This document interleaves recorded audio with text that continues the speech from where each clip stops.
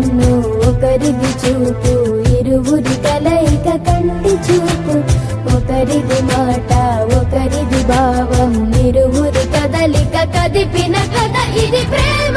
ప్రేమ తిరిగొచ్చే తీయగా ఇది ప్రేమ.